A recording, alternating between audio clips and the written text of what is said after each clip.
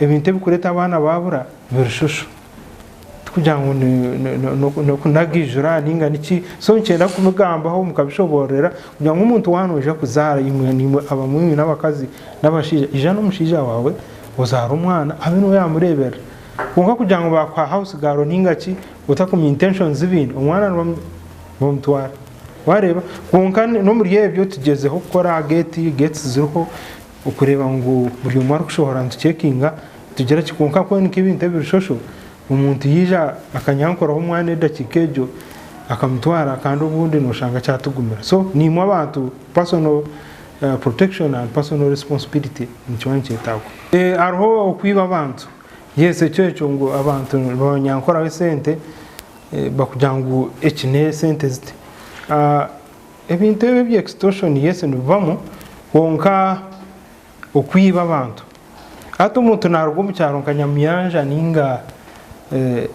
kandangaro beno ngokwe aija kuno ya umwirwaro takumanya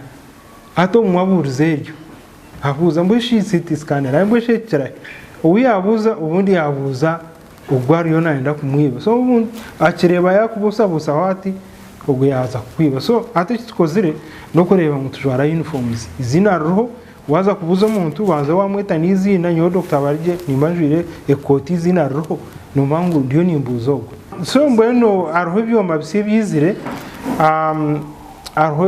CT scan tungire ya kabiri mbeno hato njatungire ya kabiri erya bentu gishashure mutwara 25 konkantu tekateka nkati obuza bibiri tuja kubasa kucendeza muhendo so mbene byombe bici tukushashura ati noreba ntekwa kugura filmu zitukuna harwaka kabaza kwa kweta contrast nakabaza mbakakutera umusi rero batere kishane dozi yonke mwe y'umuntu umwe mutwari kumi so arho so ubintu by'onkirwaro twaja ngo tuteke mu sente nushanga twabore sente zo kugura bimishijana n'ibindi so noreba tureba ngo ibintu byaza kugumiza muri bukora atirisa ashemeye kubaho akasenta kashashwirwe